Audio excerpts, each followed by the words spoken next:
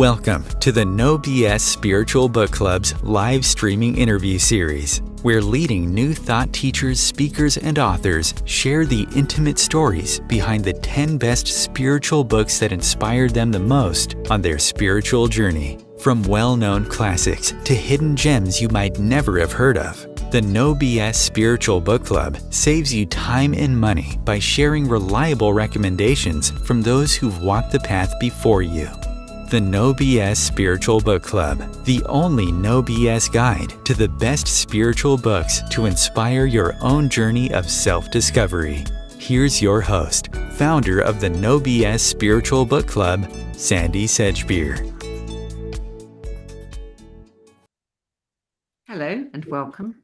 Joining me today to share the 10 spiritual books that had the most influence on her life journey is artist, author, teacher, wildlife photographer, and cat servant, Ann Gadd. Ann Gadd is a holistic therapist, a journalist, artist, and the author of 35 fiction and non-fiction books on art, creativity, healing, self-help, and the Enneagram, a personality typing tool that categorizes us into 9 different types based on our core motivations and fears. An accredited Enneagram Practitioner, Ann's books on this subject include the Enneagram of Eating, Sex and the Enneagram, and Better Parenting with the Enneagram, 9 types of children and 9 types of parents. Ann Gadd, welcome. Thank you. Thank you for having me on the show. So you've said that for as long as you can remember, you were either writing a book or reading one. I mean, with 35 books in your back pocket, I would think that you've spent an awful lot of time writing over the years. Yeah, even as a kid, I used to write like stories and yeah, some form of creativity, whether it was reading or writing or constructing something, or I gained deep pleasure from doing things like that. I really enjoyed it. And I think I went for many years only reading non-fiction, and probably until I was in my 40s. And then I joined a book club, and I realized that the lights of fiction, and what have I been missing all these years? And that, I'd become almost too cerebral in my reading approach. And so I was very grateful because that opened me up to a whole new world of reading. So I read a lot. Yeah. Go on, admit it. You've described yourself as an addict. Completely, absolutely. Up until recently, I belonged to 2 different book clubs because I had different types of books. So yeah, no, a complete addict, and across all different types of writing as well. I find that interesting as well. I don't just like to stick to one genre.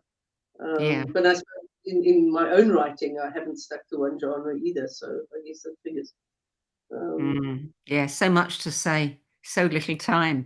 So you've said that you thought it would be an easy task to do this list, but in fact, it proved anything but. Tell us about that. I have, in fact, the room where I paint, there's this huge wall, and it is full of books, despite the fact that almost on a weekly basis, I take books in to give to the charities when I'm finished with them, or friends or whoever. But so standing sort of confronted by this huge wall was very difficult because I had to take myself back in time and what was going on in my life at that particular time. And I came back to my office with this whole pile of books and then discarded half of them and then went back. And, it was like that because, I mean, how do you really define those just 10? I mean, when you went with the Omni Awards and you were reading out the most popular authors and books, I mean, I think apart from 2, every single one of those books I had read. And I was thinking at the time, I should have included, why didn't, So I think, but I believe that, is this true? Yes, I think it is. Essentially, all these books are trying to tell us the same thing in different ways. Yes. And so it's just how you hear it and what resonates with you at that particular time. I mean, if you never had that, well, I'm sure you have had that experience. You read a book 10 years later than you've initially read it, and it's like a new book. There are all these different things you never picked up on, because at the time you were in a different space. Yeah. So you couldn't hear it. Do you remember No. the first spiritual book that you read? The first one that really kind of got your attention, shifted your perceptions? No, I can't. I think it was a book on yoga, but I'm really it was it was. I can't remember a specific book other than being a workshop junkie. So you were going to all these different workshops, buying the book of the person who was giving the workshop. But yes, but I think if we're talking a book that has stood out as being one of the first books I've ever read, was a little book called Space, Time and Beyond. Let me hold it That's there. the first book on your list that we're going to talk about, yes. Space, Time and Beyond, Toward an Explanation of the Unexplainable, by Bob Tobin and Fred Alan Wolfe, published in 1975. Is that when you read it, or more recently? No, that's when I read it. I was in London at the time, working there, and there was this lovely little bookshop right here where all the theatres were, and I found this book there, and it appealed to me because, as an artist, I'm very visual, and if you just, everything is sort of illustrated. So these deep concepts are illustrated, and then there's a brief explanation. And I think it was a book where science and spirituality meet, where profound things like when you contemplate or think about something, you have the potential to change that thing. Well, that is a very sort of contemporary thought pattern, but it actually has its roots in science. And there was so much that in that simple little book. It's a kind of book that you can pick up and think about, ponder one thing while you're on the loo, and it sometimes the simplest things or the most complex ideas, that there's a real skill in simplifying them. I remember the days of reading, and no offense to Alice Bailey, but plodding my way through vast volumes of her work, But it was so refreshing to read this book where so many concepts were drawn. And so yes, it made an impression on me. And it helped to link what I had believed, that basically science and spirituality were saying the same thing. Yeah. Well, book number 2 is one that's very popular on the book club, and that is Anatomy of the Spirit, The 7 Stages of Power and Healing, by Caroline Myss, published in 1996. Ta-da! Also from 1996. So I had a lot of influence, people like Louise Hay, Rosalind Briere. I went to listen to her talk. Fascinating stuff. So sort of almost taking the mind-body connection and expanding on it. And when I heard that Carolyn was going to be in South Africa, I then leapt on an aeroplane with money I didn't have and went to Johannesburg and hired a car and did all these brave things, which were brave for me at the time, and went and listened to her, and absolutely was enchanted. Loved the way she taught, and to this day, I was listening to her talk the other day on narcissism. She's working with archetypes. So really, an incredible teacher. And in this book, it looks at the chakras, but it also combines Hindu teachings, but with the Tree of Life, the Kabbalah. So it sort of brings together all these different religions, if you like, or forms of spirituality, I prefer to say that. and overlays them over each other, and to give us a profound insight into the nature of ourselves and how we are energetically constructed. Yeah, she's yes, so many people just love this book, and with good reason. So number 3, Eastern Body, Western Mind, Psychology and the Chakra System as a Path to the Self by Ann Gadd Judith, published in 1966. So I was thrilled actually to go on to your website and see that she was part of this book club. It felt an enormous honor to be, I won't say standing side by side, but on the same sort of page, because this book really did influence me, and in fact to the point that I introduced in a lot of the work I was doing at the time, this understanding of the chakras, and it inspired me to write Climbing the Beanstalk, which is a book about how all the main fairy tales mirror the 7 growth stages of the chakras. So that, yeah, it was a fantastic reference book for that, as was Caroline's book. And obviously then, yeah, 1 or 2 of the other books we're going to go into later were also very influential. I like the comment you made about this. You said some books are meant to be read and reread, and such is the depth of wisdom they contain. This book, this particular one, is one that you have read many times. You know, I mean, I don't normally underline things in books because I don't like damaging the books. Going through this one, I see so much of what I underlined at the time, which is, it almost shows me how dedicated I was to the book at the time, and still now, because I'm reading what I underlined 30 years ago, and its relevance has not faded.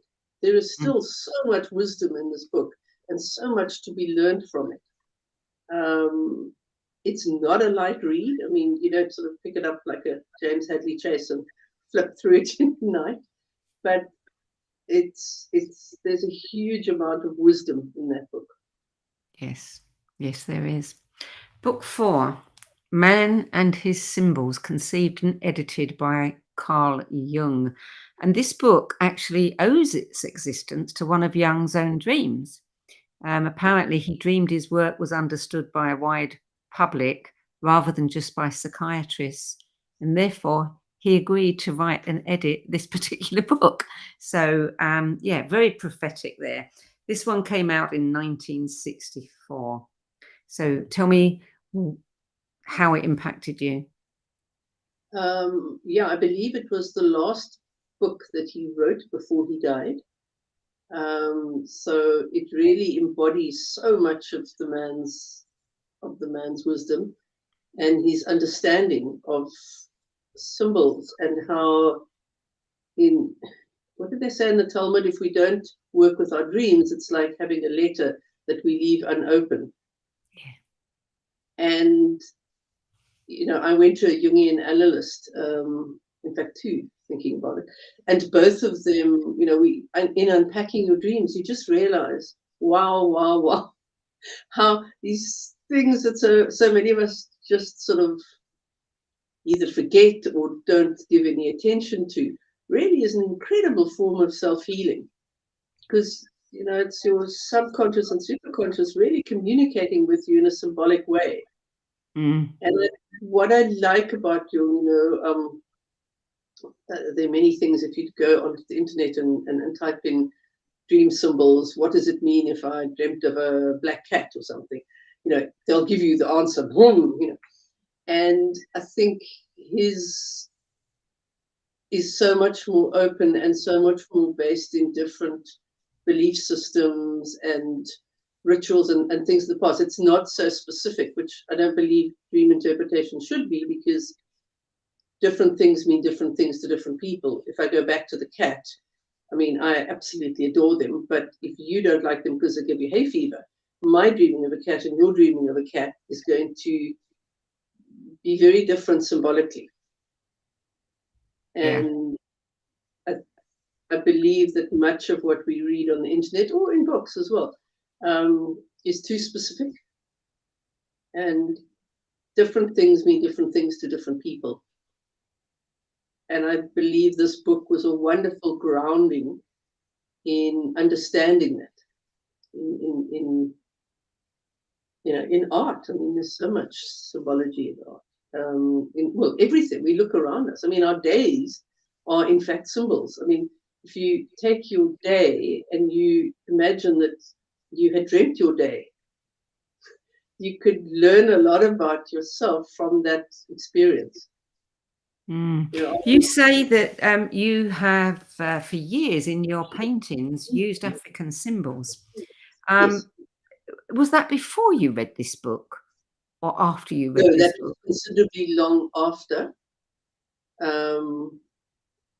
It's because I believe that symbols can carry a lot of energy with them. And the intention is to imbue the hanging space with the positive energy as symbolized by those symbols. And do you choose the symbols or do they choose you? The symbols are African in origin. So I just sit down and I put on the paintings whatever symbols. I mean, I know the symbols and I know them well. So whatever ones happen to come into my head. That being said, there are also symbols there that I've conceived that have just sort of come about. I don't know. They just appear on the canvas, you know. And I had an American commission, and they wanted me to use, Native American Indian symbols in the painting. And that was very interesting because I learned a whole lot of new symbols that I'd never encountered before. Interesting. Book number 5, another one that frequently gets mentioned and probably is towards the top of our most recommended books, most often recommended. The Power of Now, A Guide to Spiritual Enlightenment by Eckhart Tolle, published in 1997. That's the year a friend of mine had a birthday. And so she invited some of her girlfriends to this. She'd hired this beautiful house next to the sea, and we all went there. We were going to have fun. I grabbed this book on the way out the front door, and that was me gone for the weekend, which wasn't the most sociable behavior. And I did apologize afterwards. But I was just so, here was a man who was talking about presence and talking about the need to get out of our minds. And it was captivating. I went on to read some of his other books afterwards, which I enjoyed equally as much. But this was the sort of forerunner of thinking of what is presence? What does it really mean? People talk about it, but what does it really mean? And have I experienced it, And if so, how? And I think we're going to go to the Enneagrams later, but, one of the things about the Enneagram is the essential need to work with head, heart, and body. And I think this book is saying to an extent that, if we're totally living in our heads, then we cannot achieve this presence that we're seeking. Because living in your head is fear. It's interesting because you said that, you're at this party this weekend, you've got your head stuck in a book. You were in the now as you were reading that book and discovering its power. And yet, at the same time, we often think that if we're thinking, and reading sometimes can be like thinking because we're digesting those words and analysing what they mean to us. One would think that you would be anything but present if your attention is on understanding the words. But there's something about that book that really just bypasses thinking. That's very comforting the way you put it, because that really was the experience. And then you become one of these, like what's it? Is it Plato's cave? With the I think it is Plato's cave, where the guy goes and he sees the reality of nature in this cave. That the people walking across a bridge are in fact only shadows thrown by a fire of what is real. And he runs out to tell the world, and then he gets killed because people don't want to hear the truth, as have so many what is the word? Prophets, ended up being killed. But Yeah. And so I think I remember taking this book and saying to people, "You've just got to read this book," and not getting as enthusiastic a response as I was hoping for. And then you just realize, what, this is not really. It's an individual journey, and when the time is right, we pick up the right book. And I do believe that. Yeah. You can't force people to read a book or try and persuade them. I mean, because then I think you would read the book and you wouldn't get anything from it. Exactly. You've got, the book knows when it's the right time, and I think we know when it's the right time too. I remember years ago, I owned a health shop, and just outside the health shop, someone left this gorgeous book called Bridges. And to this day, I never know who left it or why or what have you, but it was the book that I needed at that time. And I think that's what books do. They kind of show up unexpectedly in our lives. And Yes, I agree with that. Book number 6, very intriguing title. After the Ecstasy, the Laundry. How the Heart Grows Wise on the Spiritual Path by Jack Kornfield. Published in 2000. That's the cover. Mm. I love humor. A lot of my art in the past has to do with humor, and I've written a number of books that involve humor. And I just love that title because it's so very real. And I believe that what we do sometimes is we sort of turn people into gurus and then get deeply disappointed when, like pretty much all gurus, they don't behave the way we want them to. There's either sexual issues or money issues or drug issues or whatever. And then we feel terribly let down. And I think the message of this book is, if you find the guru outside yourself, you haven't found him. If you find the truth outside yourself, you haven't found, And so he tells, the whole thing is really sort of snippets of stories of his interaction, because he was with, and I can never pronounce him, and various other spiritual leaders. So he says himself, he got a sort of close-up view of these people that many of us have revered, and saw how incredibly human they were. The Zen master, he's got children yelling and screaming at him for being a useless parent, and how can you're a Zen master? Why aren't you a better father?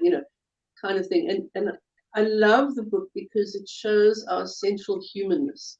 Yeah. That we might have this incredible experience, and he describes this journey on a train after there's been this incredible breakthrough consciousness awakening, and now he's on 2 in London, and everything is the same, but nothing is. And it's that absolute normalcy of returning to, to life. I mean, we sort of mystics without monasteries. And for that and the humor and the very realness of it, none of us can put ourselves on pedestals and say, I am the enlightened one, because to do so is essentially to fall off that pedestal very quickly. So for that reason, I love the comment that your friend wrote in the book. Tell us about that. I'll have to read it. I've got 2 copies of the book.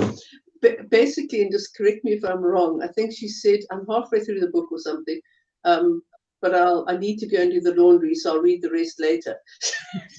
Is that right? Is that what? Yeah, I think you'd read halfway, then had to do the laundry. that's right. No, I've got the hard copy and I've got the paperback here. Mm.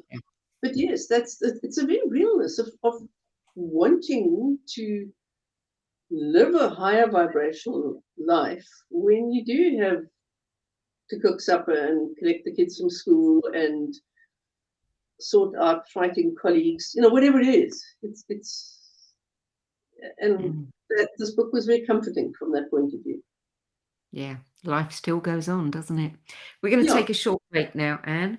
You're listening to the No BS Spiritual Book Club's 10 Best Spiritual Books weekly interview series and sharing the 10 books that influenced her life journey the most is artist, author, teacher, wildlife photographer, certified Enneagram teacher and cat servant, and we'll learn a little bit more about that later, Ann Gadd. We'll be back with more from Ann Gadd after this break.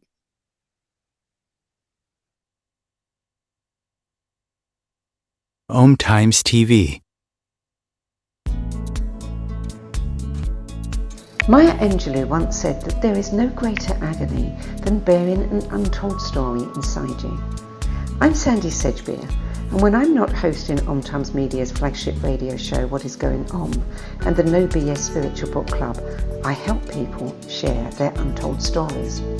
Books are my life, my joy and my passion, and there is no greater reward than helping aspiring writers get their books out of their heads and into the hands of those who are waiting to read them. If you feel that you have a book in you but don't know where to begin, visit sedgbeer.com. Click on the Work With Me tab and find out how my experience helping others tell their stories might be just what you've been looking for. That's sedgbeer.com, sedgbeer.com. Imagine becoming a super influencer. Reinvent yourself, invest in your brand, and then manifest your success with a robust spheric approach. Om Times Media and Broadcasting offers a unique and multifaceted way to become the spiritual and conscious influencer you deserve to be by putting your message across our powerful platform with its proven record of integrity and excellence. Through our produced shows, Om Times offers the opportunity to become a social media TV personality, a radio show host, an Om Times magazine columnist, and a syndicated podcaster, all in one shot. By live streaming your show on Om Times TV and broadcasting it across the extensive Om Times radio and TV networks, you become more than a host. You become an ambassador and a force for positive change. Om Times. Open yourself to the possibilities. There are 16 million children struggling with hunger in America. That's 1 in 5 daughters, sons, neighbors, and classmates who don't know where their next meal is coming from. Yet billions of pounds of good food go to waste every year. It's time we do something about it. Feeding America is a nationwide network of food banks that helps provide meals to millions of kids and families in need. Visit feedingamerica.org to help them feed even more. Together, we can solve hunger. Together, we're feeding America. Welcome back. Ann Gadd, book number 7 on your list is Women Who Run with the Wolves by Jungian analyst Clarissa Pinkola Estes, and that was published in 1992. Yeah, there we go. This book describes the wild feminine aspect of ourselves that has, through the years, been suppressed, destroyed, whatever. And so Estes uses fairy tales, myths, legends, and so on to describe this aspect of ourselves that has gone missing. And I love that. And in fact, I did several paintings based on the the concept of discovering the wild woman inside you. You say that you especially liked some of the delicious names of the tales. sea skin, soul skin, and the dirty goddess. I mean, you know, if they don't make you want to read those tales, I don't know what would. But you say they help us find our way back to our true selves. Yes, they describe in a mythical way how we've lost that essential power. How, I mean, I think we've just, in The Power of Now, he talks about the women, it's easier for women to reach enlightenment than men, which I think is quite a controversial statement. But it's because of that essential Mother Earth, Mother Nature, the universe is seen as a feminine aspect. So in these stories, it's how do we get that back? How do we move away from the 1950s sort of woman who really had lost all sense of herself, all sense of her instinctual power? And in Sealskin, Soulskin, the woman who is essentially a seal, but a beautiful woman, gets lured into a fisherman's boat, a lonely fisherman's boat, and he takes her back to land and says, I will keep your sealskin for 7 years, and then you can make a choice whether you want to go back or not. Well, of course, when it comes for her to go back, he hides the sealskin. He doesn't want her to go back. So essentially, there's an aspect, I think, of masculinity that doesn't necessarily want women to find that more empowered state of themselves. Well, I think it's very true that all of us edit ourselves. We edit ourselves all the time, depending on the company we're in, just to fit and not make waves. And I think it's especially true of women, because it seems, that there's certain characteristics that are not okay for women to express. If a woman in the workplace, and look, a lot of this has changed, but back in the days when I was in the corporate world, if a woman asserted herself, she was classified as a bitch. Yeah. If a man asserted himself, he was classified as a strong leader. There was that kind of prejudice. Yes. That was certainly there, back in the day. Stereotyping. I haven't read that book. It's been on my list for so long that I really need to get round to reading it. So book number 8, Big Magic, Creative Living Beyond Fear by Elizabeth Gilbert. And this was published relatively recently in 2015. You say this one was a revelation for you. I loved it because it unpacked what it is to be creative. Okay, and creative doesn't mean something that you hang up on your wall. I say that, like, we started with the canvas, and the canvas is essentially us. But what we do on the canvas is how we live our lives, how we choose to be creative. So anything that makes you feel alive and awake and connected is essentially creative, whether that be gardening or cooking or sculpturing or just taking a walk along the beachfront. They're all aspects of creativity where we move away from that horrible little word that says you shouldn't, or you should be doing this. And what I liked about her is that she peels away many of the myths of creativity, these fears that we have, what if I just do a one-off wonder? What if I don't even do a one-off wonder? What if I'm too old to start creating? What if I'm too young to start creating? And she also looked at the fact that creativity is tough. It's a tough job. You need courage and you need persistence. And there are going to be those days when you wake up thinking, oh, I just don't feel like this, or I'm not in the zone, or whatever it is. And she's saying, no, that's when you actually carry on working. That's when you do the stuff. Because I think so much creative talent is lost to those voices. Oh, I'm just not in the mood today.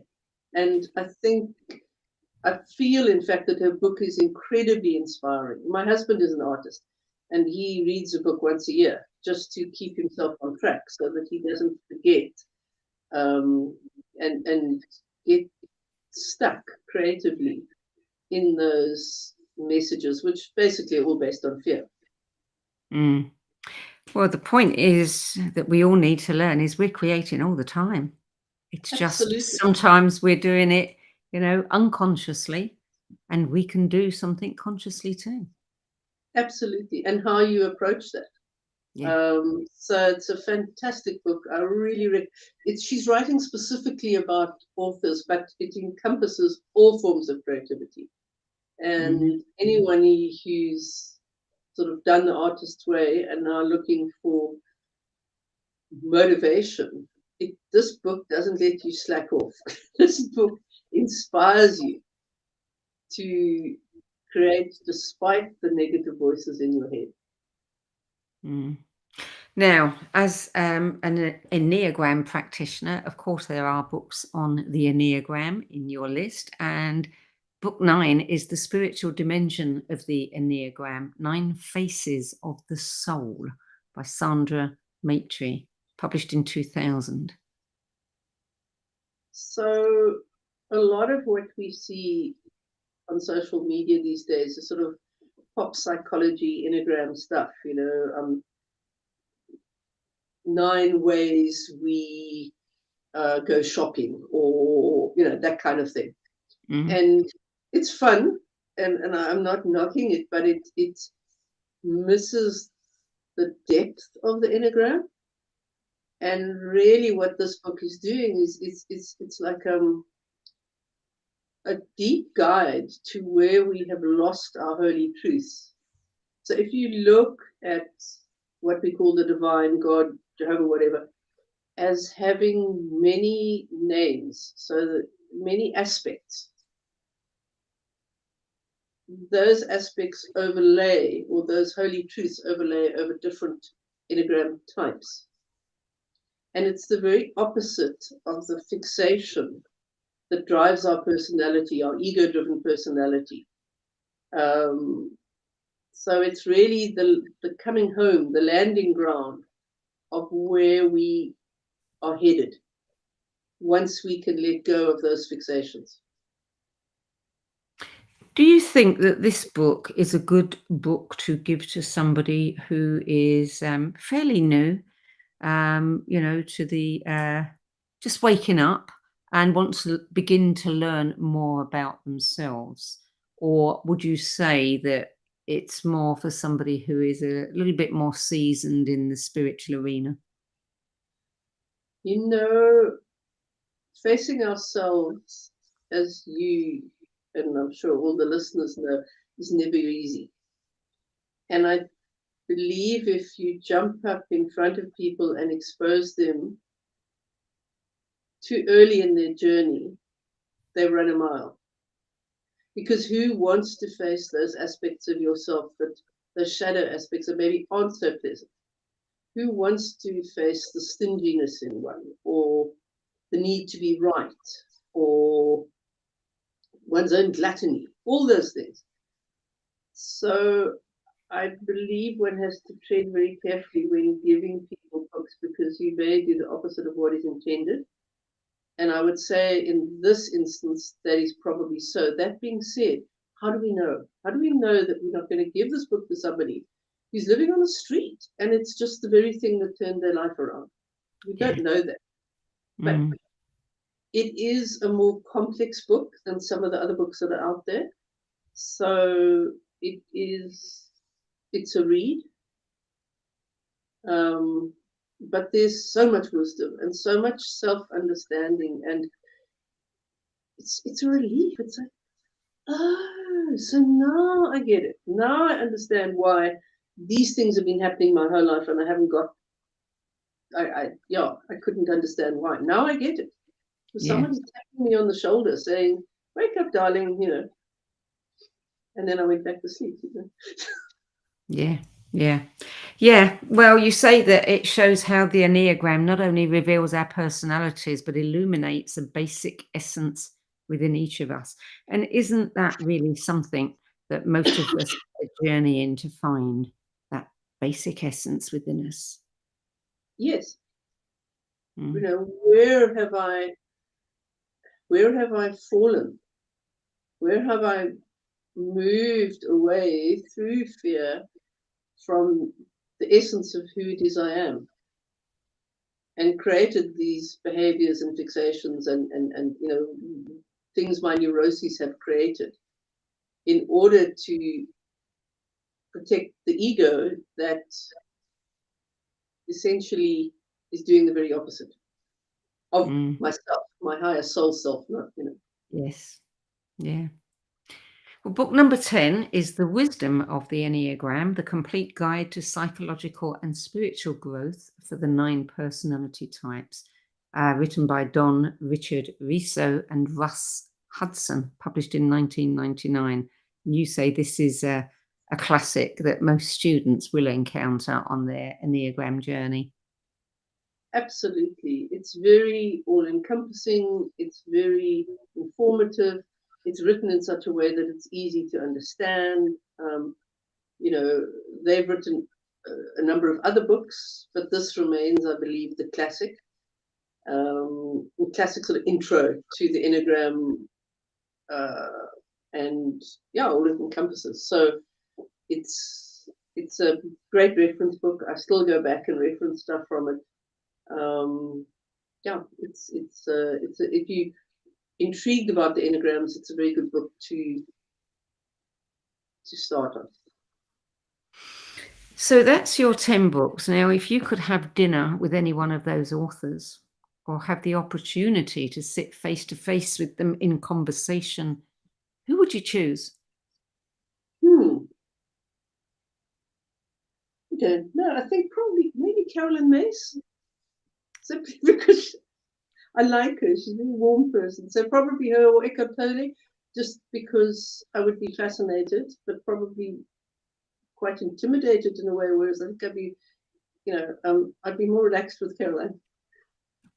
Yeah, well, she's a lady who doesn't pull any punches. You know, you're going to get what you're going to get from her.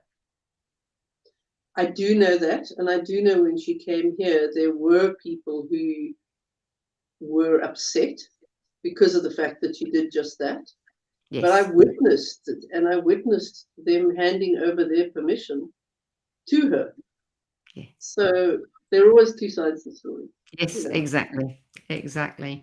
And So what first interested you in the Enneagram? my brother gave me this book. In fact, it was The Wisdom of the Enneagrams, and I mistyped myself, because we always do, because we think we know ourselves, but in fact we don't. So, and then I said, no, just another personality profiling system, not interested. Here's a book back, cheers. And so I really dismissed the book, and all the wisdom it contained, because I didn't understand it, and I didn't understand myself sufficiently to land into who I was, or am, in fact. And it was only a good couple of years later I saw this. You know, I just have to see the word book sale, and I'm there. It's like, you know, bees to honey. And there was this other book on the Enneagrams that combined the Enneagram, strangely enough, and yoga. And I picked it up and I read the personality 5, and it was my husband completely. I mean, what he said, what he did, his man cave. I mean, it was like somebody had come into our home and described what this man. And then I thought, well, if it's so accurate with him, maybe I haven't got myself. And that started the journey of, you know, who am I really? Because clearly who I thought I was, aspects of it are there, sure, but it wasn't the totality of who I was or am. Did you find after you got involved with the Enneagram and learned more about your type, did it change the way you work in any way? I mean, you're a very creative person. Your output is fairly prolific. Did you find that it gave you permission to do something that you hadn't done before? Maybe because of the fear. I believe that because of the type I am, we are desperately afraid of not belonging or being part of. So the effect that had on me was not to really want to become known or have to do talks like this, because then you're putting yourself in the firing line.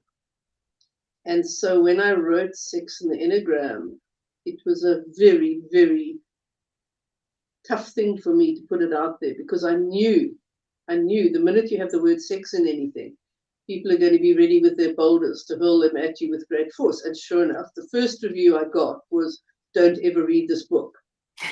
So, which was mortifying for me, because, I'd got other Enneagram people to go through the book, and, I'm not being too offensive, but it's the nature of the Enneagram, the aspects of ourselves when we're healthy, emotionally, and when we're not so healthy. And you don't do anyone a service by only talking about the great parts of ourselves. What we're doing is feeding their egos, and you're not really giving anything to work with. So, yeah, and I think I don't want to be, say, hiding your light under a bushel, but there was that sort of fear of what would happen if I became more than just a woman working in a little back office somewhere, writing endless books, doing endless paintings, yeah. But there are also things, things like putting your head in the sand. I mean, I'm brilliant at that, sort of avoiding fashion issues. So the awareness of that, then you start thinking, oh, I'm doing it again. You become your own conscious observer. And then you can make the choice if you want to remain like that or you want to change that behavior.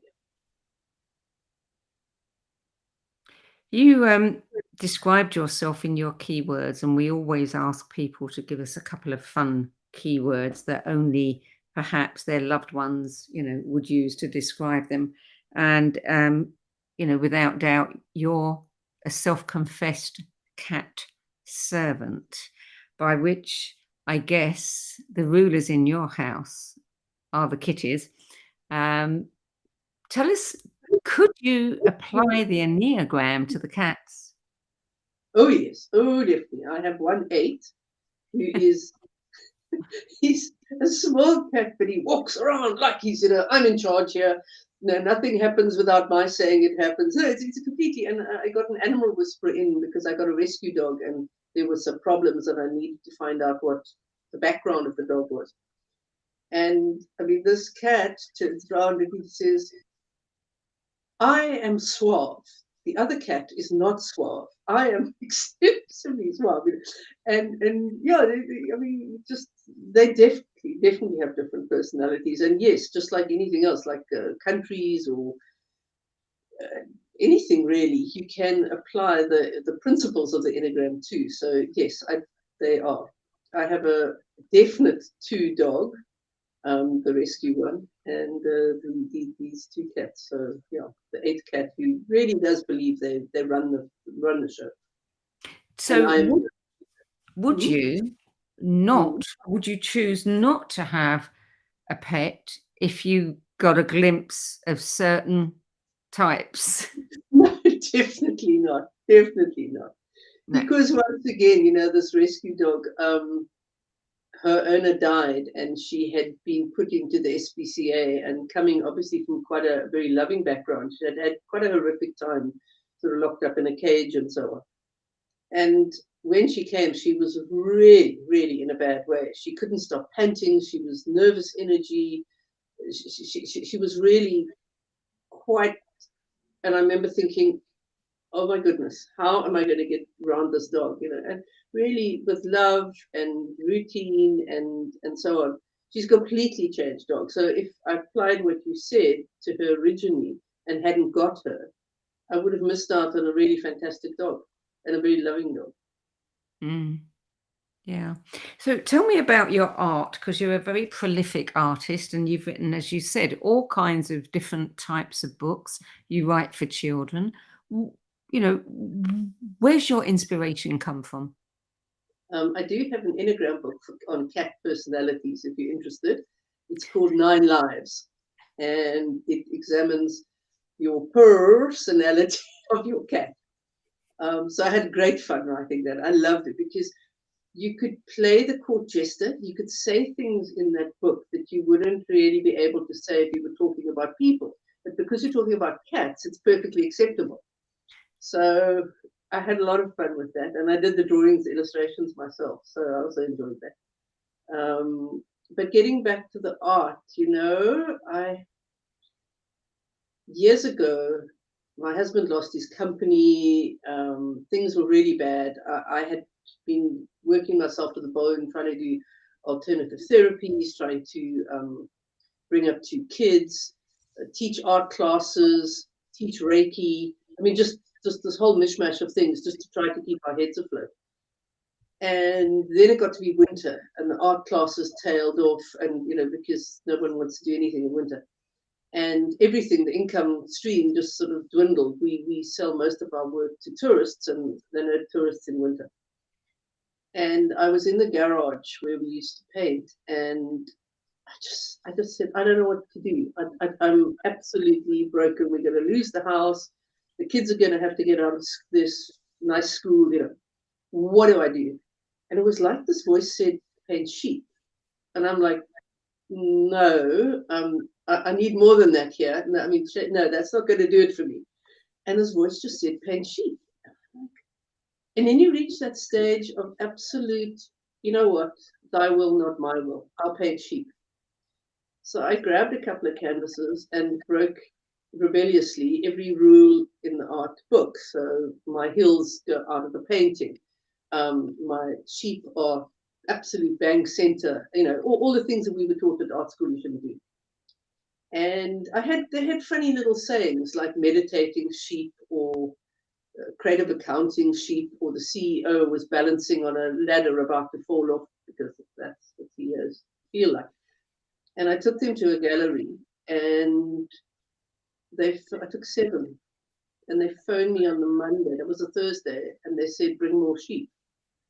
And that started an incredible journey of 5,500 paintings of these little funny sheep, doing with plays on words, French sheep, that kind of thing. For which I'm grateful, because they put the kids through school. We kept our house.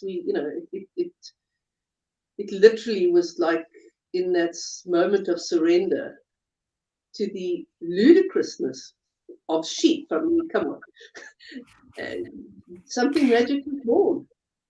Sounds like a comic strip to me. Well, not really, because they're only sort of single incident of things. But, because of that, there was a sheep cookbook, and, you at work, and, things like that. So whine a bit and you will feel better. So there was a series of books that was done relating to these sheep, which were a lot of fun, taken from the paintings. So, what else do you paint? I mean, is it all humorous? No. Since then, I do wildlife stuff using the symbols. In fact, I've just done a painting today that's going on auction for the Wildlife Rhino Foundation.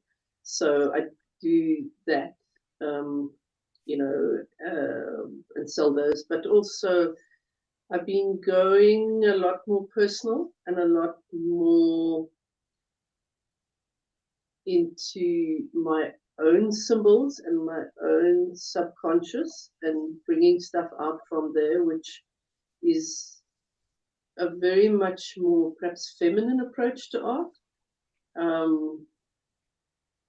So that's been quite an interesting journey, because the thing is that the other paintings I kind of know where I'm going when I start off, but these new works I have no idea where I'm going, and I have no idea what the end result's going to look like. And it's more like a case of allowing stuff to come up and taking the fear of what's it going to look like, will it sell, absolutely having to take that away, and just going with it. And some days it feels like it works amazingly, and other days it doesn't feel like it's working at all. And being okay with that, you know? Yeah. What gives you the greatest pleasure? Is it writing or painting? I'm sorry to say, but up until the last 6 months, I probably would have said depending on the day either, because some days I write, some days I paint. But I have to say in the last 6 months, it's been heading off into the bush and being with animals and taking photographs of animals. And there's just something that's opened up for me. And I just love it. The wilder, the better, the more remote, the better. You know, the dirt roads, you know, we nearly rode over 2 lions this last trip. They were lying under the tree in the road, and you know, we didn't see them, and then suddenly there was this lion like staring right at me. But it's those experiences. I mean, watching a wildcat hunt birds, and yeah, just watching the elephants at the waterhole and how they play and the fun they have, and being privileged enough to have a camera in my hand to be able to capture that. Yeah. So that's really where, at the moment, I'm landing. But I'm busy on 3 books, so we'll see where that goes. But yeah, at the moment, give me a lion and a camera. Ann Gadd, thank you so much for adding your 10 best list to the No BS Spiritual Book Club's library of recommendations. It's been a real pleasure to speak with you.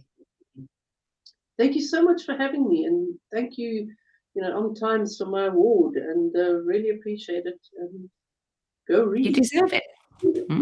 That book was for Ann's The Enneagram on Parenting.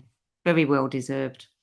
So for more information about Ann Gadd's art, books, workshops for beginners and advanced students, visit her website at anngadd.co.z,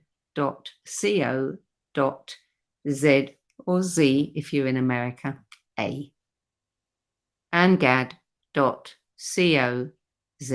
And you can learn more about the Enneagram at enneagrams9paths.com. That's it for this. Sorry, and no E on the N. Yes, absolutely. ANNGADD. Yeah.